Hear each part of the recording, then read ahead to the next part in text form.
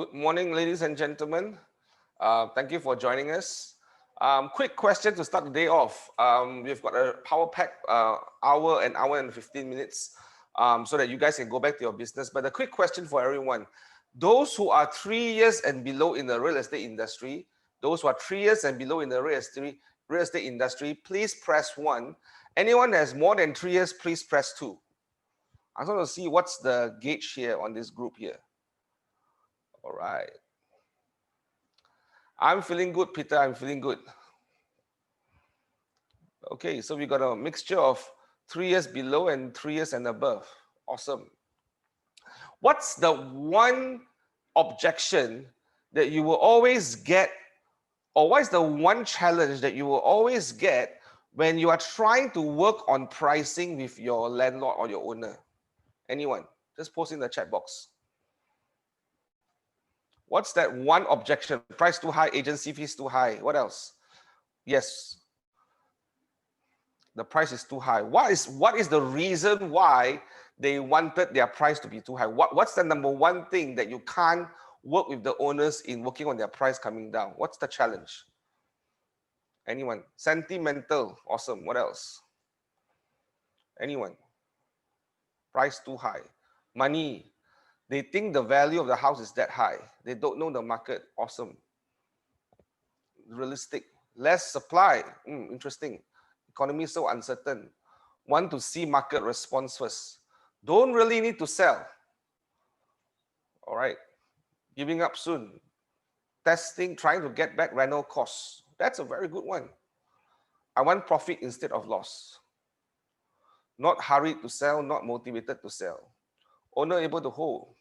Yes, refuse to face reality. Awesome. Everyone thinks their house is high value because they spend too much on house. Wasn't good, once a good unresistible deal. Awesome, great. All these are the challenges that you'll get. Once the price is valued 1 year ago, absolutely. There is this issue about pricing the property. Now, how many of you in this room agree and believe that currently right now, pricing the property is absolutely critical in order for you to be able to do your business well, or in order for you to help your clients sell off their home or lease out their home? How many of you believe that is important right now?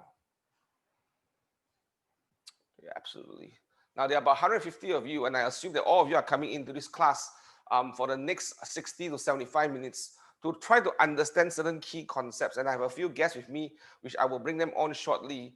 But I think the first thing I want to kind of bring perspective and kind of let everyone come to a meeting place or a point of reference to try to understand why must we help the client to really come to some reality and try their best to look at how to price their property for the market today.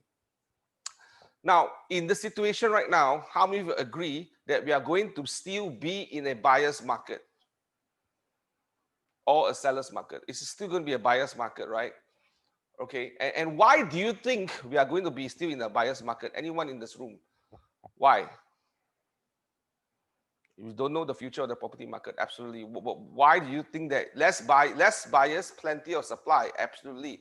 Demand is low, too many properties in the market, difficult to get loans, liquidity is a problem, oversupply issue.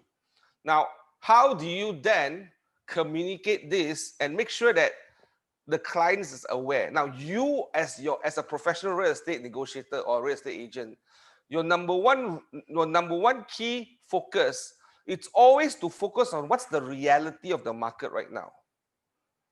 And your goal is to influence the market. Your goal as a professional is to influence the market to understand what's the reality of the market and not be a good salesperson. That's not what you need to do. You need to be the local economist of choice. You need to be the area expert to understand the market so that you bring reality to the market.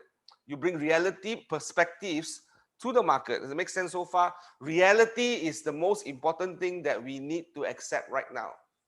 How many of you believe that we'll be wearing masks, walking around outside of our house with masks for the next 6-12 months? How many of you believe that? That's the new reality. And that's the reality that you need to understand and sink in, so that when you go out there in that conversation with the clients, you need to understand how to bring this perspective to them. Many people choose to look away from the reality, and you must understand this as well. Many people find it very hard to comprehend or even face the realities of life. And your job and your privilege that you have here is to help journey with clients to enter into that reality. Now, to capture and to enter that reality, to understand that reality, that's a process. It is not something because after one conversation you will understand. It is not because of one word that you say or one script that you use that will help them understand. It is a constant journey. Some people get it fast, some people get it slow, some people take a long time. You've got to understand that. Okay, so if you understand that, your goal is to journey with clients in this season to help them find the reality that they are looking at. There is a certain reality that is general for everyone. For example, COVID-19 is not going away unless we find a, what do you call, what's the word called? Vaccine. Vaccine, there you go, thank you. Until you find that vaccine, life is going to be pretty much like this. And in Malaysia, it's even more complicated right now. We have got COVID-19 problem. Today we got water problem. I hope you don't have a fire problem. But that's the problem we have. Politically unstable. A lot of issues going on. That is creating a lot of uncertainty. When the market is uncertain, it's never going to be a seller's market. It's always going to be a buyer's market. Right? That's the reality that we need to understand. Good. Now, then the question is, how do you then start that journey or start that conversation with your clients? How do you then begin that conversations? I always ask agents, when you want to journey with an owner, if it's the first time you're talking to him or if it's a few times that you're talking to him, always important things to note. You need to make sure that you must be consulting the client and coming from a point of contribution.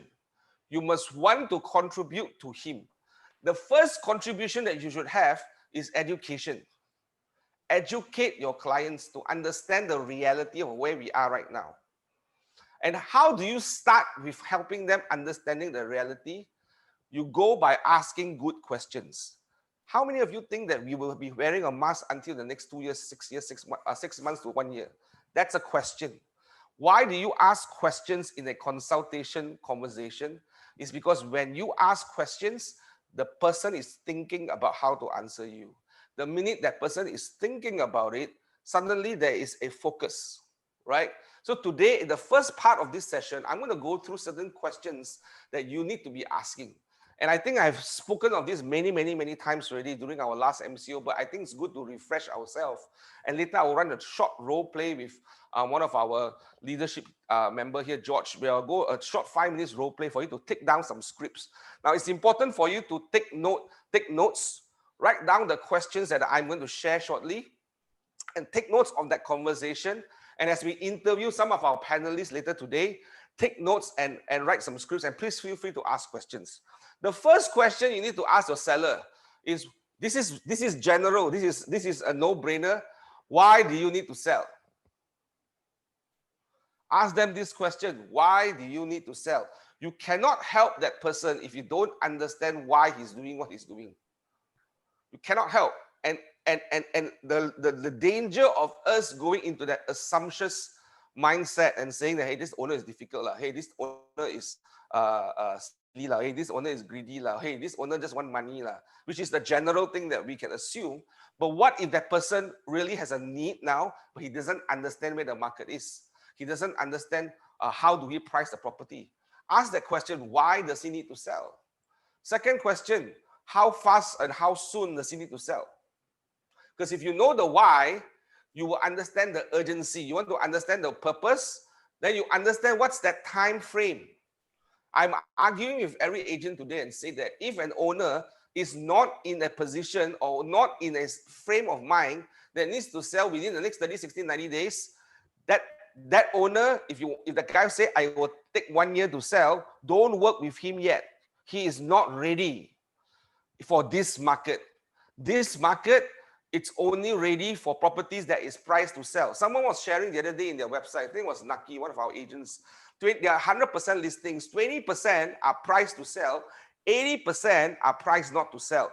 Guess how many viewings that the 20% have? More viewings than the 80% of the units that is not priced to sell. You've got to understand your job. You've got to understand your business, right? Having more listings that is priced to sell is critical. So how soon you must sell? That's the second question. Third question, which is probably one of the most important questions, what's stopping you from hitting that goal? What's stopping you from selling right now? A lot of times that answer could be, nobody is telling me what to do. No agent is helping me to sell. Nobody is advising me. I'm not sure. I'm confused. And that's when your value proposition comes in to support him. Does that make sense so far? First question, why must you sell? Second question, how soon must you sell? Third question, what's stopping you from selling? Now, I want to quickly enter into a conversation with George. George, are you there? Yes. Okay, I'm going to do, can someone put the screen where there's two speakers on? Yeah, thank you very much. Now there's a new function in Zoom that we can actually zoom into multiple speakers at the same time. Now, George, you are going to be a client now. And George, you are not prepared. I have not prepared you. I just texted you like 5 minutes ago to tell you that we are going to do this. You're not prepared. But George, you are now a client. You're playing a role play of a client of who's wanting to sell the property. You are, of course, a motivated seller, but you are not sure how to go about this, and you're not sure if you could trust me. Does that make sense? Okay, do your best to give me some objection or whatever you feel that you will experience from the client side, from your experience. Is that okay, George? Can. Awesome. So ring ring. Good morning. Hey, good morning, George. Thank you for registering on our Facebook campaign where we are looking for sellers that to help sell. Remember they registered this campaign that we did a couple of days ago, and I saw from my system you registered this campaign last night at 12 midnight. Thank you very much for giving us this opportunity for this conversation. By the way, George, how can I support you to sell your property right now? I have a property in Putra Heights. I want to sell it. If you can help me. Sure, definitely, George. George, can you share with me the reason behind you selling that property? I bought this property about 20 years back, and I think at this point in time, it's about time to sell. I think I want to sell it. Yeah. Do you think that holding on to this property would help you, give you more equity as we go along the time, as you have bought it cheap 20 years ago, probably in the 200,000 range, if I'm not correct, if I'm not right, and now you're hitting this value. What's the purpose of selling that property, George? I think basically I want to cash out because I have at this point realized that most of my kids are already graduated. The education is there, but I'm not getting any younger, so I wanted to make sure that the money is there so that if I have good opportunities, I can reinvest. Got it. And George, are you looking to reinvest in real estate or any other opportunities out there? The real estate has been good for me, so I think if I can, I will reinvest in real estate. Got it. Awesome. George, can I know in what time frame that you would like to cash out this particular property? No, because when I call the time, I wanted to sell at about 700,000. I think it's a fair price. I've looked at the pricing, and I don't like to negotiate too much. I just want to go straight to the point. So I felt like basically you let me know whether this is a good price to sell. Awesome. I will come to the pricing later because I need to understand a few more questions to understand the general overview of how I can better support you. And I think the most important question for me to ask you is, do you have a certain time frame in mind or a plan in mind to cash out your property? Would it be a 2 months thing, a 1 month thing, a 3 months thing? What would that look like for you? Ideally. I'm keen to get this done within 3 months. Got it, within 90 days. And would you be looking into a new investment after 90 days? Possible, because if I have good buys, because that part is I'm not clear because I have not been looking. I just want to make sure my cash is there first. Got it. And George, what's the number one thing that's stopping you from selling this property right now? The house was actually 10 tenanted, and I actually wanted to sell in January, but after the COVID hit, and I realized that basically the condition, and in fact, actually another agent told me that the house is very difficult to sell because of the condition. So I engaged a contractor to do it in February. After that, nothing can be done. So I just started the process, and the house is just completed. That's why I'm putting it on the market now. Got it. So you just renovated the property, and because of time during COVID, that viewing couldn't be done, and a lot of confusion in the market, you kind of Yes. put it there on hold. But now you're ready to come back to it right now. Yeah. Awesome. Okay, break script, everyone. What are you learning from that conversation just now? Anyone, put in the chat room. What are you learning from that conversation just now? Motivation. Find the motivation first. Find out why. Right? Ask questions. Absolutely. I have not talked to him about pricing at this point in time right now. It's too soon. Know the owner needs. Absolutely. What else? Probe as much as you can. He didn't want to tell me the purpose of selling in the beginning. I had to ask him twice. You all remember? I had to ask him twice. But in my head, I was very clear. I need to know this. If I don't know this, I cannot help him. Pre-qualify. Absolutely. We have a seller and a near future buyer. Absolutely. If I help him get an opportunity, I help him get his money fast, would he now be buying something from me after that? Absolutely. What else? What are you hearing from that conversation? Now, there was just a 5-minute conversation, right? As long as you are very clear in understanding how to do that, and that's important. Awesome. I hope you get this first part of the conversation right first. Because if you don't have this right, subsequently it's very hard to work with him. Because you don't know where he's coming from. You don't understand. And you cannot help him price the property. George, when I was talking to you, can you share with us how do you feel about that conversation just now from a client perspective? No, it's good because you're actually let's say you're guiding me to understand that basically I want to sell, but you're finding out basically I sense that. But at the same time, basically I feel like it's good that you do that because I don't know you. You mentioned I don't know you very well, so there's a way for me to gauge basically whether you're interested in selling my property or just basically getting a high price. So I feel like the rapport was good. Absolutely. I was building something called trust, right? And someone who has sentimental value about their property, who has concern that they are being conned to sell property at a cheaper price and all that, right? You must first build trust, right? People must trust you, like you, want to do business with you, right? Now that we have common goals, absolutely, help you have to have a target. It's very important for us to have this conversation. Okay, now I'm going to bring in our panelists right now, Ganesh and also Joyce Pereira. Joyce, Ganesh, are you there? Yes. Virtual support, can you pin them in the group there? There you go.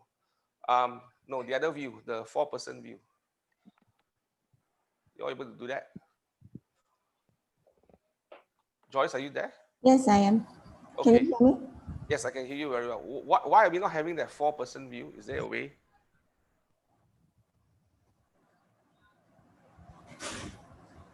I think only host can do this. Host, if you can just, there you go. Host, if you pin, yes, thank you, and George. Now, the goal today is to understand from their experience, because they have been doing quite a bit of transaction since the past MCO.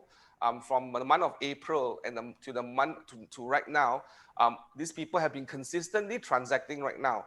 And I think a lot of conversations I hear from them is that they are able to price their property, be it selling or renting it out.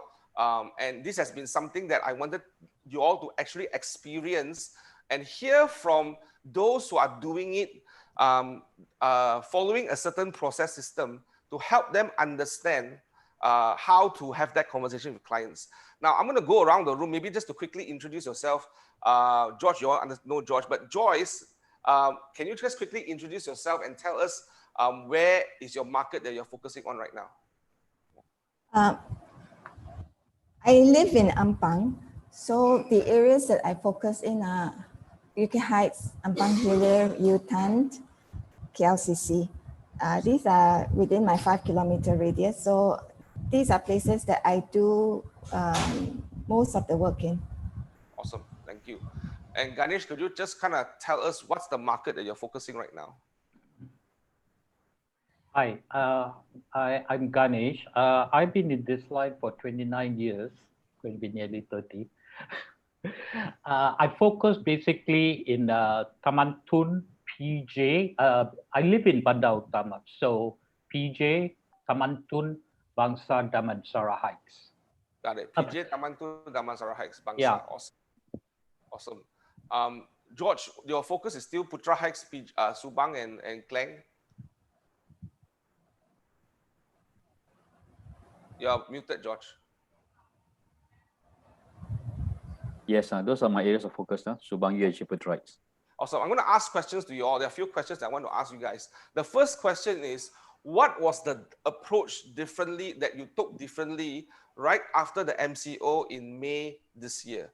Let's start with Joyce. Joyce, what was the approach that you took differently in your business come May this year?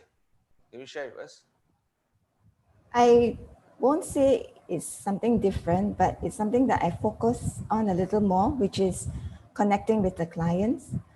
And MCO gave us the opportunity to connect with people that we have not talked to for a long time, just to find out how they are. And I think the motivation from the KW trainings helped to, although I don't really follow a script because every client is different, but I think the genuineness of wanting to know how that person is doing, people know that. So some people responded, some people, they just said thank you.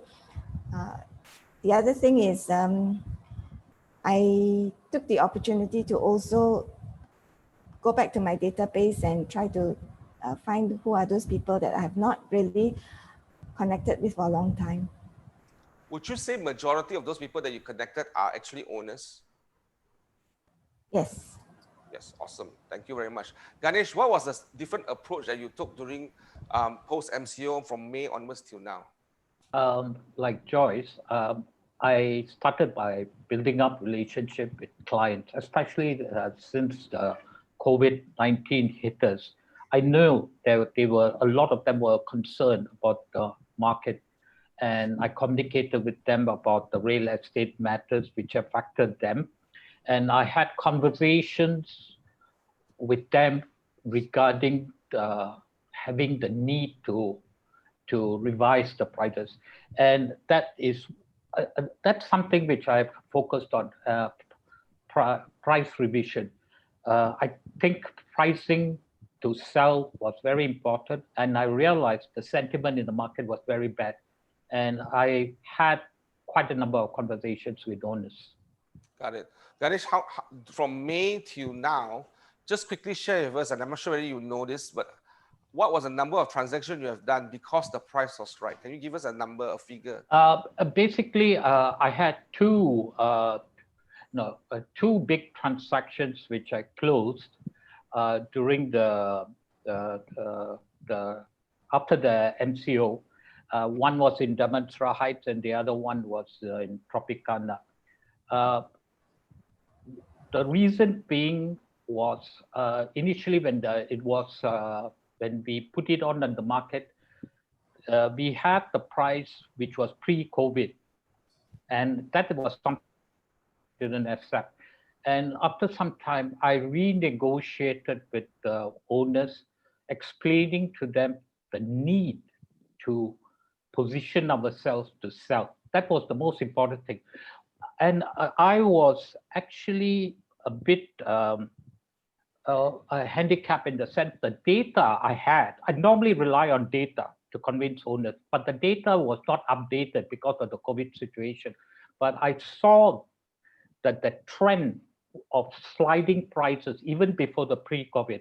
So, and I also explained to them that the current situation, we need to revise it.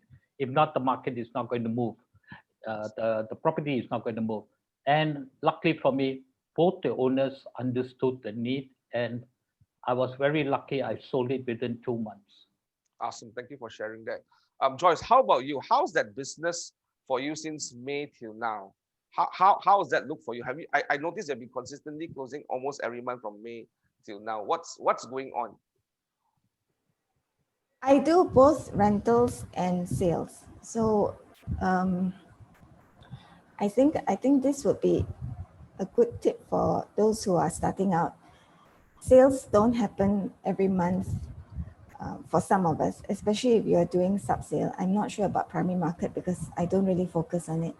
But rentals help to keep you focused in the business and help to keep you moving.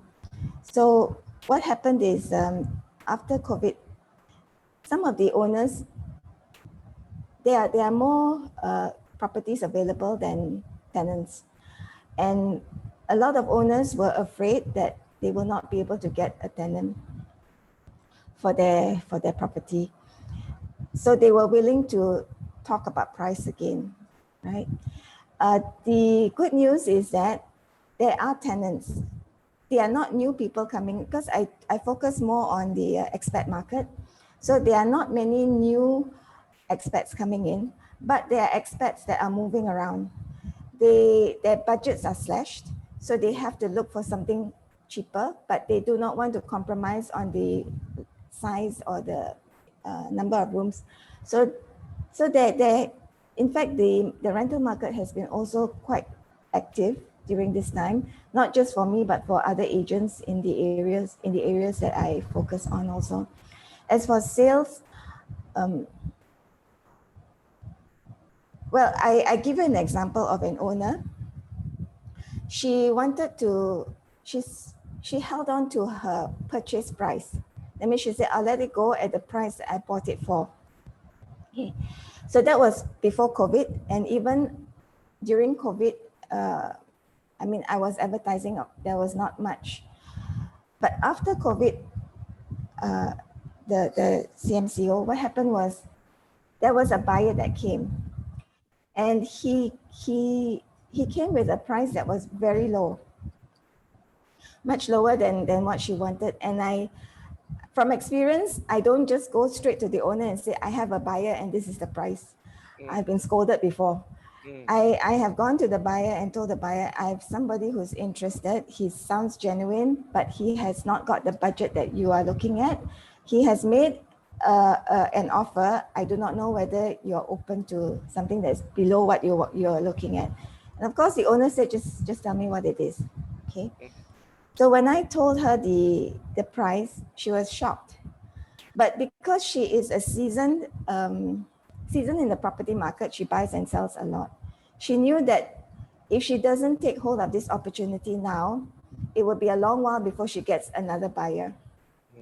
So what happened was there was a negotiation process that took place, and they met somewhere in between. But to her, it was, although she is not making any money from this deal, but she has the opportunity now to put the money where it can move.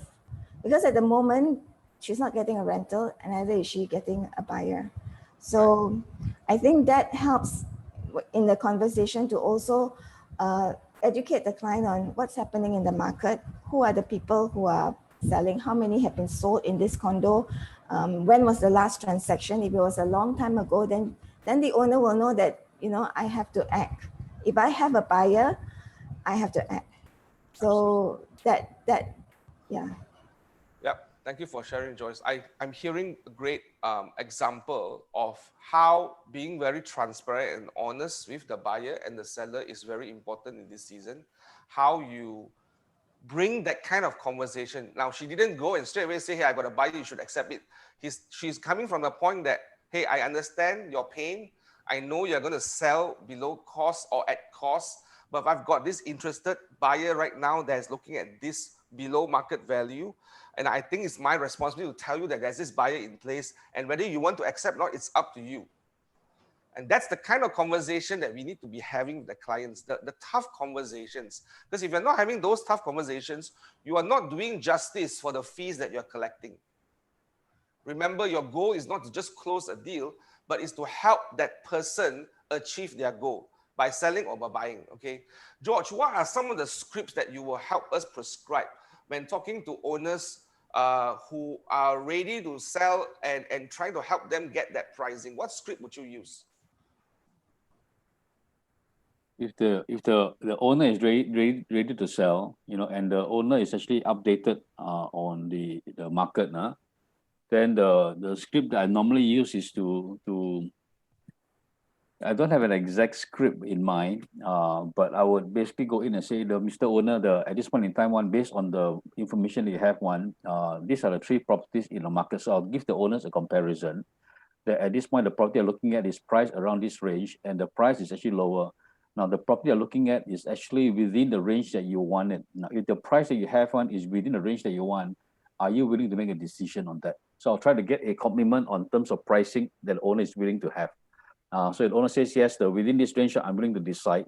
Then I'll go and say, now I've basically got a few in this area that you're looking at. Now, if I can propose one or two for you this weekend, so I will go straight to the point that basically, if the price is correct and they're ready and motivated to buy, then I will actually go for the decision making. Basically, is there anything that's stopping you from actually making a decision at this point in time? So I'll go basically, call it 3 deep lah. Why is it important to buy this house one? In the financially ready one, I will go into the other one is I will assess the quality of the buyers in terms of whether they are financially able to buy. Second one is basically whether they are ready to make a decision when they see a property as correct one, and then ready to take action. So if all this is in place, then I go in basically say, at this point, when you find the right property, are you willing to make a decision? That's what I do. But I'm talking from a seller's perspective. How do you then help them come to the journey of pricing property? Now you're talking about using CMA to show them, right, a comparative Correct, market. to understand where things are at. Yep. Can you share with us some of that conversation that you will have with a seller based on this CMA conversation? How would that look like? From the seller side, why the seller should sell? Is it? I'm not sure I'm getting the question. How can they come and agree to this pricing that you want them to commit to this pricing? That is easy. That's definitely helping them to sell the property fast.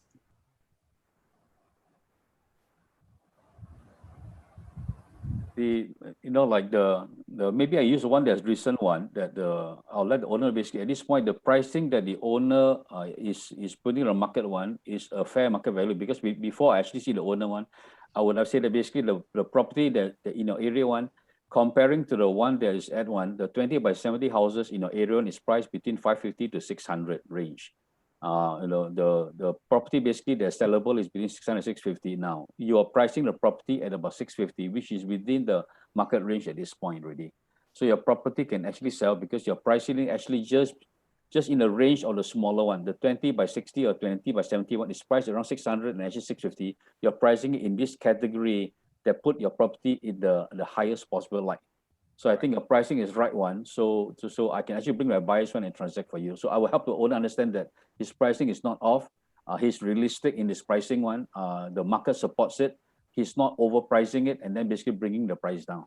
So I will tell the owner at this point he's pricing ahead of the market based on the statistics I've seen and the bank valuation. I think this pricing one he can. But I will always have two pricing.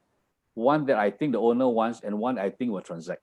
So I will go in and say that at this point, I think the market will go in and transact at about 600,000. At this point, you want close to this one here. Now, if it comes to these points, are you willing to accept? So I'll also prepare the seller to actually based on what they have and what he hoped to have. I don't know whether it's, so it's not exactly, it's just I'm playing with his mindset that he must get a price right that can close. Got it. So first of all, you give him a range. You give him a range that is workable, and you give him in that range, what's the spectrum that is the best for him and what's the minimum that he can accept. Yes. That's how you work with the buyer, the seller, right? Because anytime it's within the range, I can collect the check. So what happens when the seller is still unable to accept that range? How do you handle that seller? Again is that I don't play the role of the seller. I will tell the seller at this point the decision to conclude is actually your decision. Every offer that comes to the table I'll bring it to you. Now, if there's offer that's actually lower than what you want, I will still bring it to you. But if it's too far low do I have a permission to reject it? He'll probably say yes. But if the price is within the range a little bit more, and I think the person is really serious, can I bring it to you to actually show you? And the owner say yes. At that point in time, I'm willing to reconsider. So I will just tell owner I will bring it to him to present to him. Got it. So if you can show him multiple opportunities and multiple offers, the trust is being built, and eventually he will come to that range. So it's a journey of bringing him to that range rather than getting him to commit straight away first, right? Correct. Maybe an example I just saw recently one in the USA 3, this one is an end lot one. The owner wanted 680 and the owner hold the price for about close to 6 months. This property was sold at 650. But in the process itself, one of the issues is the house actually is termite infected and the owner actually did not want to repair it. I got a contractor to go there, got an estimate about 5,000. So I told the owner, in this case, if you're willing to spend 5,000, I can sell it at 680 for you. A few times I realized that the owner did not move. And then later when I asked him again, he said, Josh, I cannot do that because financially I'm tight. So I said, in that case, one, I think, are you prepared to lower the price down? So when one of the buyer came in and lower price, owner know that basically based on enough buyers looking at it, he need to lower the price down. So when he lower the price, the unit is transacted. So I go in and do all the work to provide alternative for him, whether it's, in terms of getting the house in a better condition or lowering the price. Absolutely. Thank you. Okay, Ganesh, I'm going to come to you, Ganesh. In your past experience, these couple of months, and you were working on a deal, I know that of a certain size in Damansara Heights, and it took you some time to get that owner to come and agree on that commitment to have that price range to make it sellable. Can you share with us that journey and that story? Okay, this is a listing which I shared with Lydia Ong. When we initially got it, the owner was quite resistant to meet us to discuss about our marketing proposal. All she did was told us, this is the price I want. I've adjusted it, and you take a look at the house and then let me know. She didn't want to be formally tied down at all. She gave us a price which was adjusted after the COVID, but it was still not enough. But I thought this was a 78-year-old woman. I can't press her too much. So what we did was we took on the listing without being appointed formally, and then we worked on it for a month. But what we did during that period was we gave her updates, practically weekly updates were given to her about all our marketing activities and the response. The response was practically nil. All we got was, let me think about it, and that was it. So after 1 month, I told Lydia that we got to meet up with her. And after much reluctance, she agreed to meet up. And then she brought on her cousin, and there we sat down with them. It was a 3-hour marathon, in the sense that we explained to her what the market situation was. Then we showed her the data. And after a lot of negotiations, they agreed that the price has to be reduced, but they said not immediately. I want you to put it at the higher price because Malaysians love to negotiate. But I told her that if you don't price it properly, it's going to linger on for a long time. So what she asked me was what was my proposed price, and I told her 4.25, and she said that's her last price, and I said I think that is the price that was going to attract her, and of course we got into the talking about how the country was heading, especially on the political turmoil, the COVID situation, and luckily for me and for us, she was in touch with the economy because she was playing in the stock market. So what happened is, after some 3 hours, she said, okay, I allow you to go to the bottom price at 4.25 and made us promise to hold it as much as possible. Because she said that there's a danger that you're going to, because Malaysians like to negotiate, and there are going to be people who are going to want the thing called the last price, the final price, and all that. I said, I promised her I will hold it. And guess what? After within weeks of posting it with the new price, we started getting offers. Of course, initially the cash buyers came and they started offering way below, about 1 million less than that. Of course, we told her, but we didn't take those seriously. Only when it started coming to 4 million, that's when we started focusing on all those people. And then slowly we focused on 2 people, and then they came slowly back to what she wanted. And that was, even though finally when we closed it, it was not exactly to her price, but it was close enough for her to agree to the price. Got it. And this, we did it within 2 months. Got it. So what I'm hearing is, number one, you take your time to work with the buyer first, the seller first, and you get back to her on all the data. How often did you follow up? Like, how often did you update the owner? Like, is it a weekly update? Hey, I've advertised right now. This is my advertisement. I'm waiting for people to give me a call. But you know what? There was just no, there were calls, but they were not interested in you. Yes. Did you have those conversations with the owners? And how frequent was that? Lydia did a fantastic job of weekly updating her, practically weekly. And it was very detailed in the sense we explained to her all the platforms. We also had long-term plans. If the property lingered for more than 2 months, what our next stage of marketing would be. I think she was impressed, because I don't think any other agent did what we were doing. And So I when think Yeah, even though, when you go and see her, you gave her a plan, yes, a 6-month plan. and you follow through with that plan, Yes, definitely. and you were transparent about it, right? Yes. Oh, yes. Even when we got offers which were not up to her standard, or when people saw the house and they didn't want to buy it, everything, even the negative response was reported to her. So Got it. she knew exactly how the market was reacting to that property. I'm going to pause here for a second, guys who are listening right now. I want you all to sink in this fact, right? The relationship is like that. It's not after one conversation, one appointment, one viewing, you expect that person to follow and listen to you. You've got to earn the right from the client to trust you. You've got to earn the right from the client to believe and listen to your facts. And the way to earn that right is to come from contribution, is to update, is to give him that focus or her that focus, is to find a way to help her sell that property and give her the necessary feedback. And there were tough conversations. I think Ganesh had to go and tell her, hey, look, I think you're being unrealistic.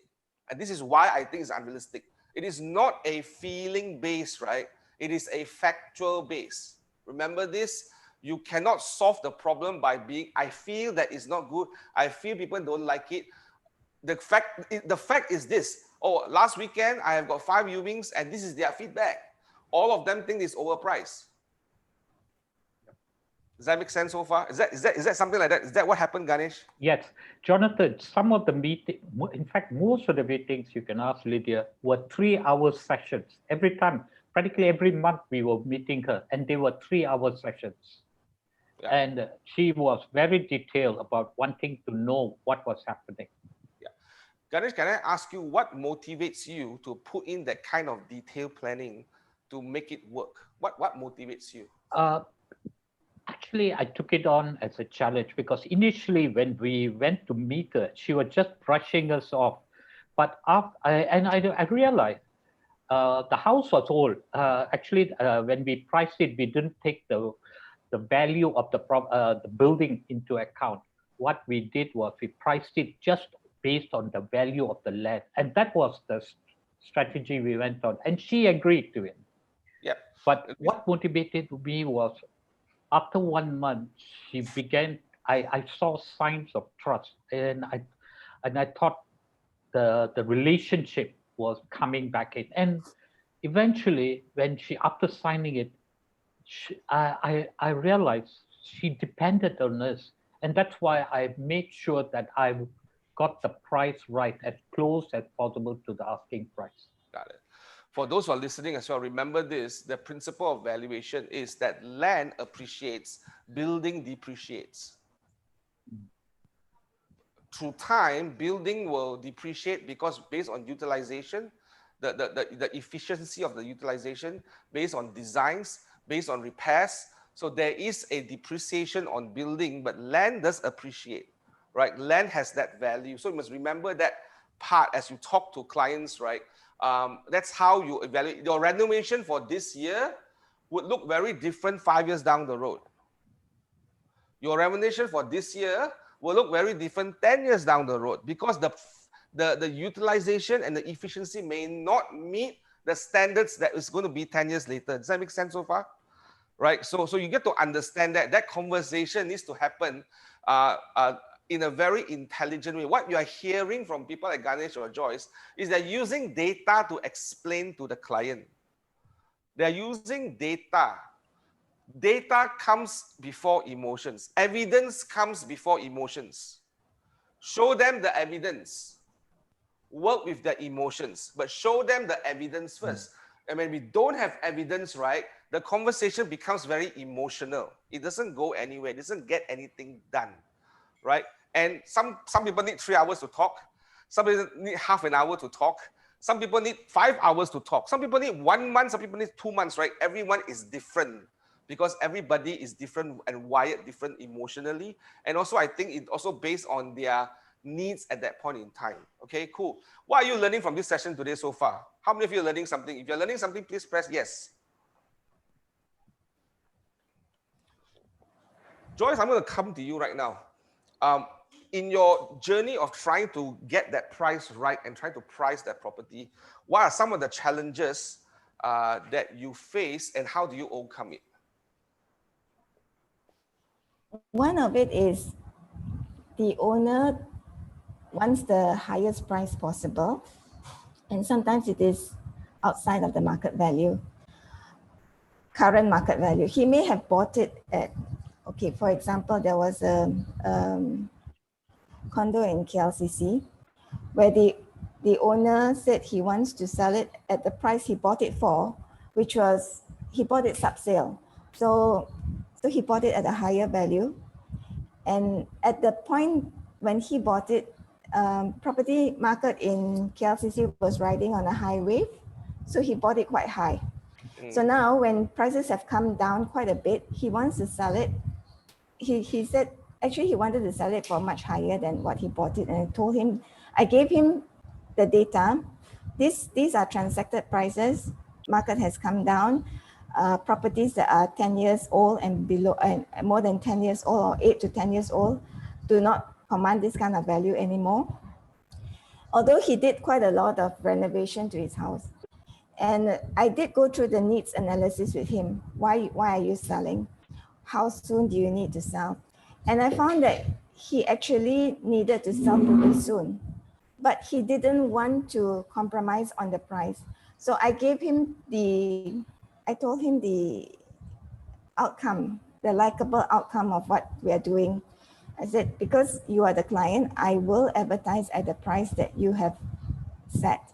But I told him, we probably may not get as many inquiries as you hope for, because there are other owners asking for less for the same type. I mean, everything being parity is in that condo itself. The only difference is you have a nice view, and you have maybe you have done some good things to your house, but I told him it's still an old house. It's still an older condo, and there are newer condos. So I gave him a comparison also of those that were in the area that have just been released, keys have just been released, going for less, smaller, but same number of rooms. It meets the rental market. So if I'm buying for investment, I buy for the rental market. It meets the needs of the rental market. I get the 3 rooms. I may have to settle for a smaller kitchen, a smaller living room, but I get a newer condo, I get better facilities. So having said that, what happened was I told him, okay, I gave him the very realistic expectation and told him, if we do not manage to meet that kind of viewing expectation, and are you willing to come down in the price? We'll revisit it later. So, well, I did get an exclusive for this, and I had people coming, and they themselves were giving me, somehow other people found out that they were in the market also to sell, and they were feeding. But even when I was listening to those offers that came in, or people who came in to view, and I did give them feedback, somehow or other it just didn't, he just couldn't move much from that price, and he came down another notch, but it's still way higher than the market value. And I released him actually from his, I told him, you know, if really you have a lot of agents calling you directly, then if you really want to go ahead, you know, I release you. So I think it's still in the market, but realistically speaking, I don't feel pressured anymore, in the sense that I do not have to every week bring somebody to view, because people, when they ask for the price, they just want to have some information, or the other thing is also, when you price your property out of the market, you're helping someone else sell their property Absolutely. that is priced Absolutely. right, Absolutely. you know. And the buyer is going to look around and see what are the prices, and they're going, and the other agent is going to say, you see, they are, you know, this is a very good buy for another property, using your property as a benchmark. You see, this owner is asking for this price, but you know, so this other owner is asking for this price, you better go for this property. So you're actually selling, helping someone else sell their property. Absolutely. So sorry, what's the question? How do you help the owner? How So do you I think overcome some of these getting challenges? overcome some of these challenges. So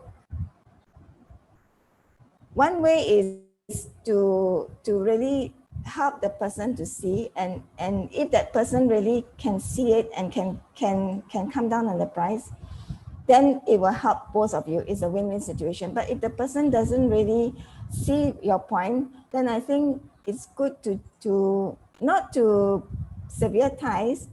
I still work on the property, but the focus is not, I mean, I would focus on something I can move on, you know. Yes, absolutely. And Yeah. I think that's a very good point. And you make a very good aha there. If your price helps your property too high right now, you're helping your other neighbors to sell it off. You are just helping them to sell it off. One of the things that I advise owners who are not keen to reduce their price or not ready to reduce the price, don't put it in the market. Take it out of the market, because by putting that, you are actually helping other people to sell, right? You're not bringing eyeballs to you, right? So that's a great. Thank you for sharing that. What do you call it, Joyce? I think very important to be very clear, and I think what you are doing is to set that expectation, guys. Relationship needs expectation. You need to manage the expectation. And you've noticed some of these common questions that all three of them are asking. If I have a buyer at this value, can I bring it to you? If we cannot get enough viewings, can we look at this? If we cannot do this, can we look at that?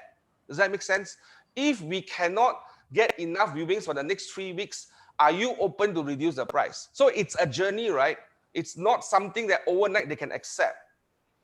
And one of the things I think is important for us to understand is that the focus is to sell the house, not to make profit for the client.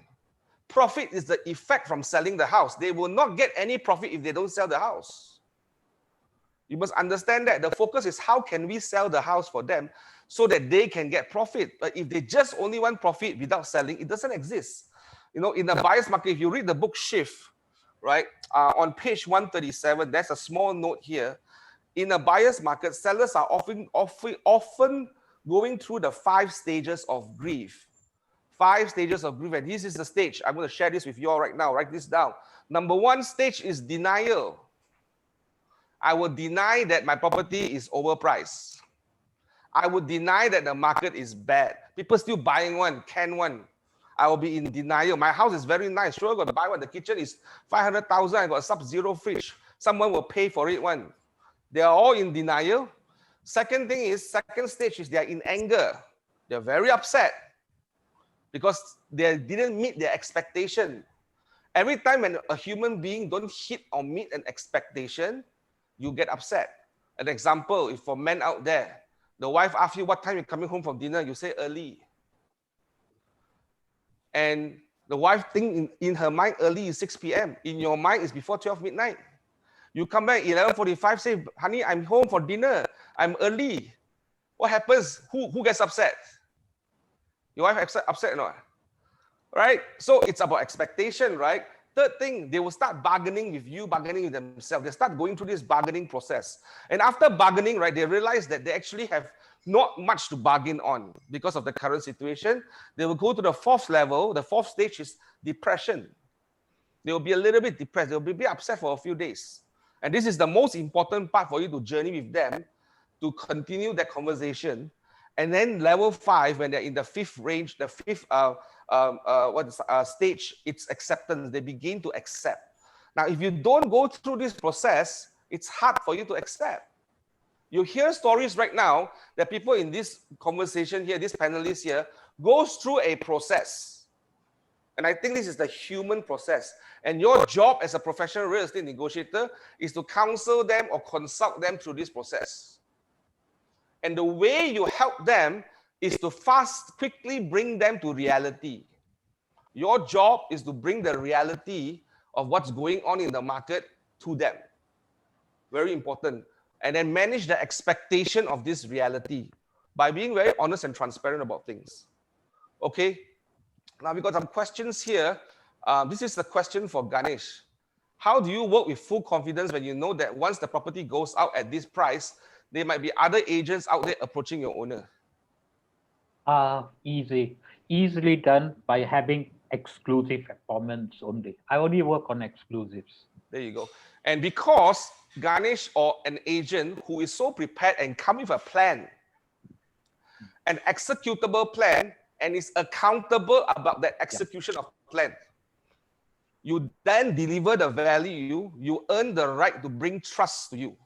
Now, that, of course, the work of getting the exclusive and all the work that you are doing, that's important, right? So that's how you do it, Peter. You go in there and work on that exclusive. The minute you know this property is priced to sell, your next job is to get into exclusive. And that's a probably different lesson that you all want to learn. How many of you want to learn how to get exclusive? If you want, say yes. 3% and exclusive. You want to say yes. Okay, that will be $500. But anyway, just kidding. Okay, there's a question here from Julius. Does it mean that a condo of 10 years will depreciate in price? Now, here's what I understand based on trend. If that environment or that area market is always going up, it's always increasing, likely there is demand. That means the demand is very, very, very high. And potentially a certain building has a limitation on how fast it can grow. The growth of price can slow down through time, right? Because remember, there's always going to be a better property than this property. There's always going to be a nicer property than this property. There's always going to be a better functional property than this property as we proceed through time. Agree? There will come a time that I think the trend will be like this, that in Malaysia, in the next 1 to 2 years, if I'm a developer who's smart right now, I'm not a developer, but if I'm a developer, I will start be thinking about how can I design a property that is enabling people to work from home. Do you agree? Working from home becomes a very important priority right now. It becomes a new normal, right? So if I design my property to have, and I was just talking this conversation with my wife, say, why don't we go get a dual key property right now? Dual key no longer is meant for my mother-in-law. Now it's meant for my business. I got separate entrance. Now, if I got meetings, I can actually use my house as an office to work. Do you understand that is changing? Now, because of changes, right, the utilization, the efficiency of that property will change along the way. So it really depends, for that question, it really depends on the market trend. And it really depends on what's going on around that area. But there is a limitation to focus on valuation based on property or based on the building, right? That's why in valuation, the location and land is the first primary concern. Second is the building and the utilization of space. That's secondary concern for evaluating a property. So understand that concept. Did I miss out any question there just now? Virtual support. No, you're good. Okay, awesome. Awesome. Now, I'm going to leave the next 5 minutes here or 10 minutes here for some question and answers. What are some of your ahas? The page is 137, the 5 stages of grief for a real estate, for an owner who is pricing the property ahead of the market. Page 137 in shift, page 137. Right. Any questions or any ahas you are getting from today's session today? Any ahas? Anyone? Has this been valuable to you all? Or any action points that you'll be taking right now after this session? What's the action point? What is the action steps? Anyone? Please post in the chat room. Any questions? We're very quiet today, y'all.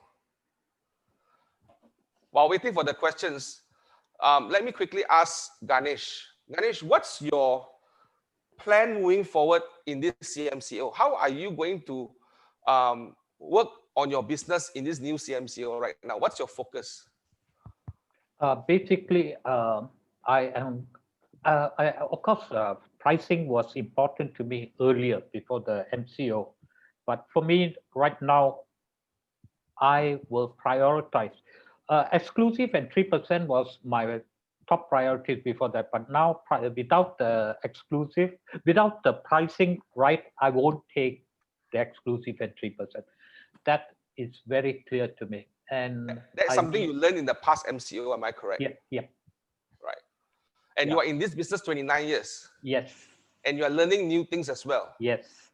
Awesome. And the other part of how to adapt to this is I have to learn how to use technology.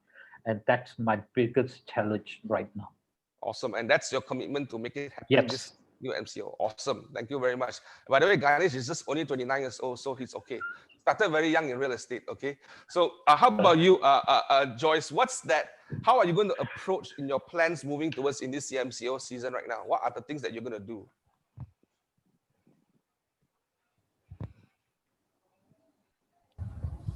For me, this CMCO period is actually quite a busy period for me because of the rentals. So I need to focus on helping my clients. I think this can also be a tip for those of you who want to go into rentals. Rentals is not just getting the house ready, giving the keys, and then you move on. If you hold the client's hand throughout, the buyer as well as the owner, the landlord, chances are you get repeat and you get the re-rental 50%. So holding the hand takes work, where you need to follow up on issues. You need to always be there. You know, when I hand over a property, about a week or two later, I also call and I ask, is there anything that you need me to follow up on? You know, so I get the client very dependent on me, and to the extent that some of them are corporations, so they don't want to get into the nitty gritty.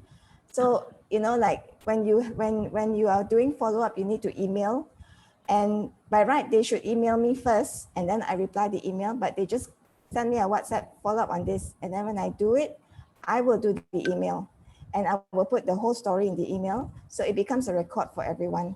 So that gives them I'm a crutch to the client, because they just tell me what to do, and then I do all the follow-up. So it's a lot of work. And I think that is something that if you want to go into rental market, you must be prepared for that. Yeah. What's the average price rental that you do normally? 8 to 10. 8 to 10,000. Wow. So that's the opportunity that you have right now, because I hear you correctly, people have to move because all their budgets are slashed. Yes. Right. And that's the opportunity for you right now. Awesome. Thank you for sharing. George, what are some of the things that you are advising agents as a team leader right now to focus on during this CMCO? To be able to see this industry not from a standpoint agent, but this is your own business. So you need to know what are your GPS, your goals, and how to achieve your goals. Because the based on what I'm hearing, even from Ganesh and Joyce, the fact that I want to make sure that my listings are in the are priced correctly and in the top 20%, where it's well priced and I can get multiple offers. So if all my listings are basically in the 80%, which is not correctly priced, then I will not be able to reach my target. So based on the target that I have, if I want to reach 100,000 or 200,000, I must make sure those properties that I'm working on is basically in the top 20%, well priced and able to get multiple offers. So that's my suggestion for them. So I think I echo what George is saying. You have an agent right now, you as a negotiator right now. Do you have visibility of what in your listing, what is priced correctly? And you should be having a category of owners that this is the rank A owner that is motivated to sell. This is not so motivated. Or rank by this is the 90 days selling owner. This is a 30 days selling owner. This is a, I don't know, 80 days on or 120 days selling owner. So you need to categorize systematically in your database of landlords or listings, which one will move first. And I always tell agents, if you don't know what's your top 10% or your top 10, 20 listings right now that is priced to sell, you have no visibility of your business, right? Pricing property at the right price is a journey. You're absolutely right, Anis. It's a journey. But if you don't know how many you have, who you're going to journey with? Right? If you don't know who is ready to price, who are you going to journey with? The only way for you to know is to get into a systematic way of conversation with the clients. Getting into that consistency of having that, like this should be every day you should be talking to 5 owners or 10 owners daily. In this season, especially in CMCO, people are more confused. I just had a conversation, someone just texted me on Sunday morning and told me that the owner finally caved in after, I think, 6 months or 5 months.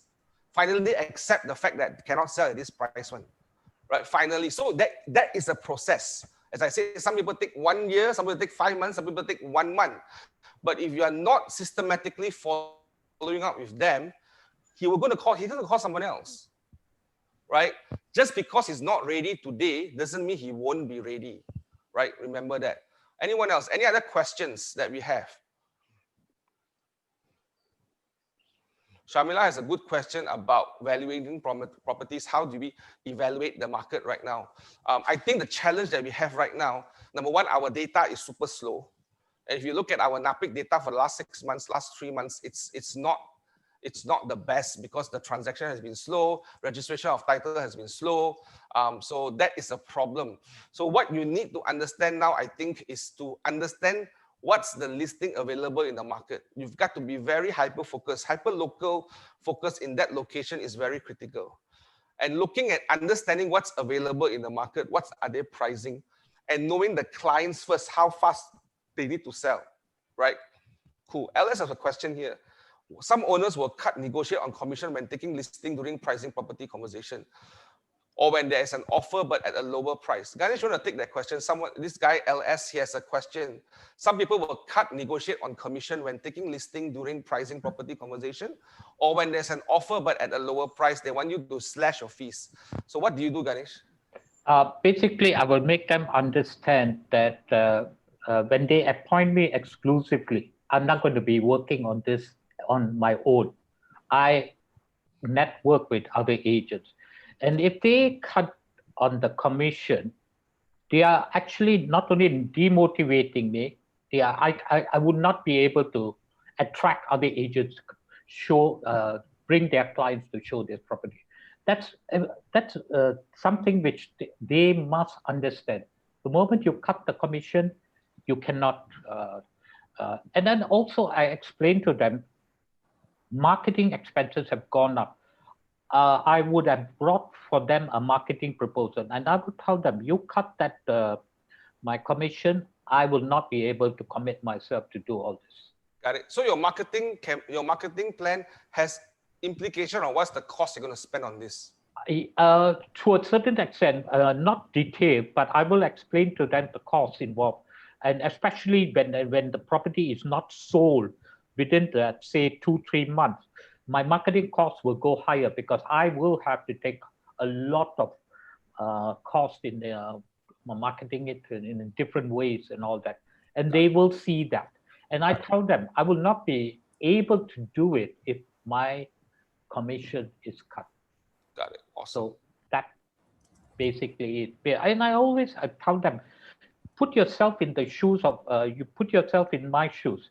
Would you be committed to do this if you cut my expenses? And you're actually tying my hands. I can't move forward. Absolutely. So basically that's my argument. George, what would you say to that question? No, I agree with Ganesh generally to help them understand that there is a cost involved in marketing plan. And also on the commission side one, normally I would not, because the question is basically if there's an offer that's but at a lower price, normally I will when I go to the owner, I'll tell basically the price will be agreed on basically at this price, this is what you're netting, this is the commission. So commission don't come into the picture. Yeah. In this case, because the owner will know that basically at the price they're accepting one is a 3% rate. Yeah. So Okay. And So, basically, and you guys will hold your ground, right? Because Yes. you know that the owner needs to sell, and he's losing more opportunity than you. yeah. Already my exclusive has already been signed, and I will hold that. In the sense Awesome. that I will not, they cannot. Oh, it's only when you don't have an agreement, that's when the owner gets you, when they bring in a lower offer. So when you have an exclusive appointment together with the signature, they can't run away from it. Got it. Awesome. Yeah. The one point is maybe the time that I will reduce my commission or the sales and service tax is where I cannot get the price that the owner wants. And the owner have to really drop the price real low. And it's the discussion that we are discussing even before doing that one. Yeah. That it came to a closing, is that what you want Yeah. to do? So it's case by case. That's not my norm. But if the owner is making a lot of money, and why should I be cutting on my commission? It doesn't make sense there. Absolutely. Always remember this guy in negotiation, right? The person that is willing to walk away is always stronger. Yeah. The person that is willing to walk away from the table is always stronger. And I always tell agents this: you walk into this conversation without any cost or very minimal cost. You walk away, there's no cost to you also. But when you walk away, the owner has a risk of losing the opportunity to sell, and that selling is a value to them. Whatever price that is, whatever commitments they have. So always remember your value.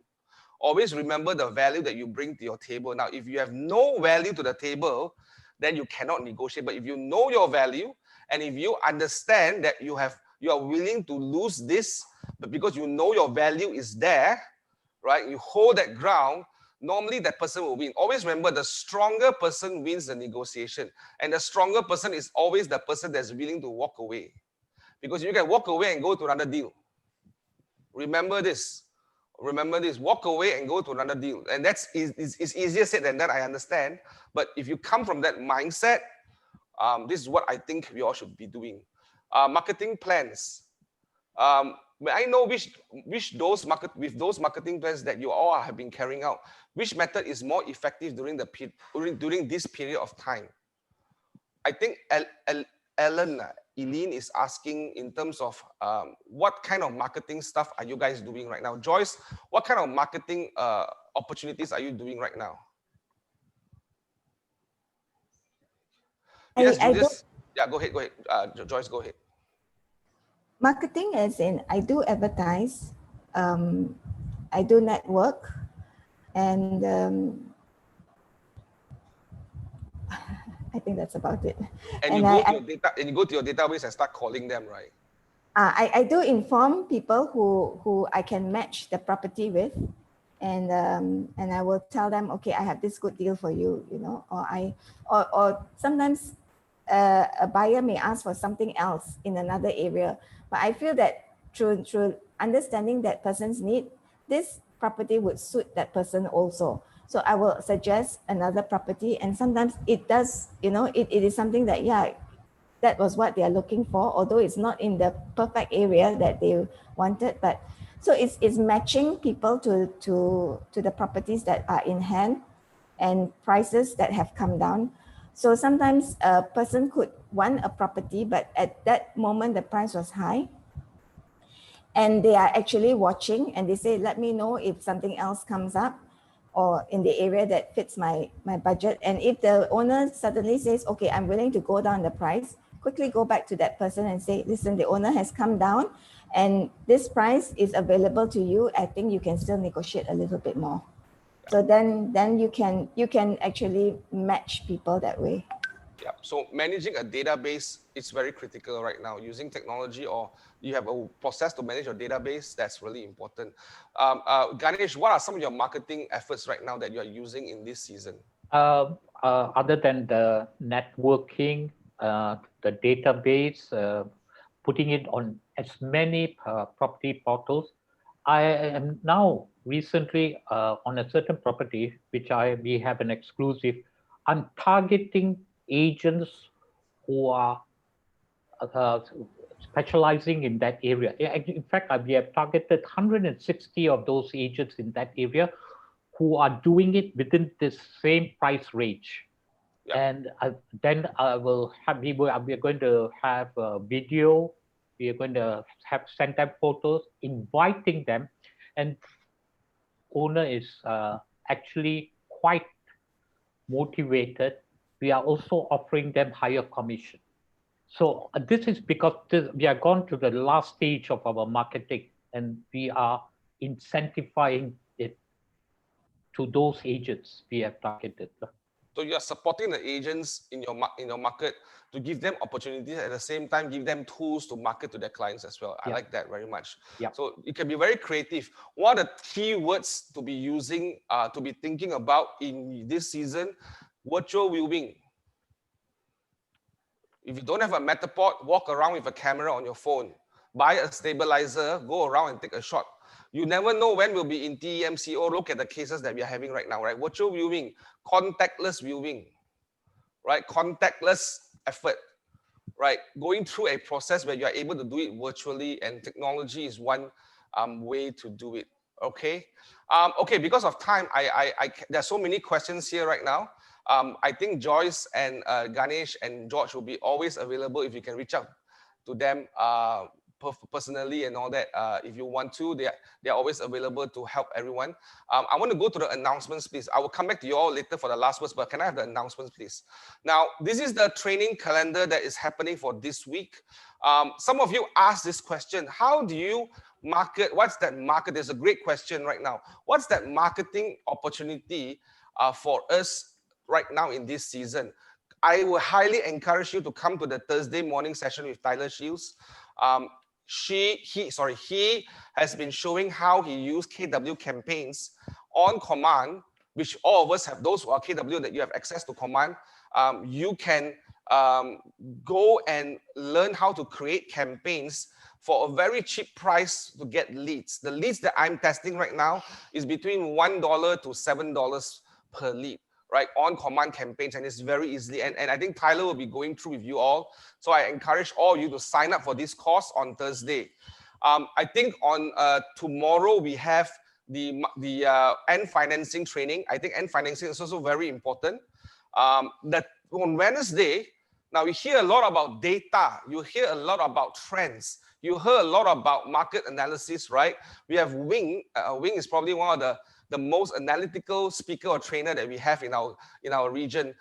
He will be running through some numbers and data on the last NAPIC report that was just released for Q2 this year, right? So he will be going through some numbers to prepare and help you see how you can actually communicate the realities to your client right now. So please sign up for that course on Wednesday, where we are going to go through data analysis, okay? So, and then on Friday, we will end with mindset, to shape your mindset, to prepare for the next week, to understand what's the right mindset right now, to turn whatever you're learning into action. So that's our famous speaker, Jonathan Quek, not Jonathan Lee, Jonathan Quek, the more handsome, more younger, different size agent, same name, different mother, different father. But he will be doing a mindset session, which I think is also very important. To have a right mindset for this session, this season, is absolutely correct. James, yes, this is going to be recorded. We will be posting it into YouTube. Or if you really need support, I think your virtual support, your MCA or MCS will be able to point you to our YouTube channel from your market center level. Next slide, please. Is that all? Right, this one. So please sign out. Now, before we end, can you share the screen, please, Marcus? Let's go around the room here. George, what is your last advice about pricing properties to our agents and our audience here today? The pricing of property is essential to sell a properties, and take time to work with the owners, build a relationship. So when the time is right one, the price will go down. Huh? Awesome. Joyce, what is your advice to our friends here and our audience here today about pricing property? I think we all know we have a lot of head knowledge, but the market is a very fluid market, and There are variables that are so different for each situation. My advice is pray. Ask God for wisdom, because it's only through wisdom and through the favor of God that we can get things moving. Awesome. Thank you for sharing. Ganesh, what's your advice for our audience here today? Price negotiation is with owners. It's a very, very sensitive matter. I like what you said about showing the evidence and dealing with their emotions. It's very important. I'm very careful when I'm come to this stage, and you must know how to deal with, how to communicate data to the owners, because data is actually very cold. It's very cold. And I read somewhere, you must be able to tell a story so that to gain their trust. And once you do that, I think the relationship will start on the right footing. Awesome. My last advice to everyone here is, number one, this is the season to be aggressive. Be aggressive on the right things. Be aggressive for your business, because we don't know when is the next major lockdown. It's like you be aggressive in saving water. You don't know when is the pipe going to burst, right? And you cannot shower, right? So same thing, right? In a very uncertain time, when you have the window of opportunity, go do it. Now you can only know that you are in that position when you grasp reality and you understand the reality of our life today. So know the urgency, and the urgency is now. Be aggressive, be consistent, do ordinary things that's consistently done, right? And then you will see that you will achieve extraordinary things. That's my last advice. Now we have been asked to post a picture. Can you all just post a picture right now? Somebody want to take a picture and share what we are doing here right now to the world. So Charles, if you are there, take a picture right now. You okay? Okay, awesome. So thank you very much, guys. I hope you all learned something today. I hope you all gained some value. Our goal here from the region is to continue to bring you valuable sessions, to support you, to help you see perspectives from people who are putting things in motion. We want to give you value by having people who are running their business that is relevant for today's market, that is in this market right now. And you can see how our growth has been in the last 2 to 3 months. We are absolutely nailing the numbers right now in terms of production. And that's not stopping because people like Joyce, George, and Ganesh is actually living that example of making sure that they follow certain models, certain systems. All of us got systems in doing things. It's just some of us have different variables based on the market that we serve. But our goal and role is to bring you this value. And to George, Ganesh, and Joyce, thank you very much for your time. Thank you for taking time off your business to support us and to support the community of real estate agents here in the whole nation. So thank you very much. And I wish all of you the best. I will see you all next trading. Thank you very much, guys.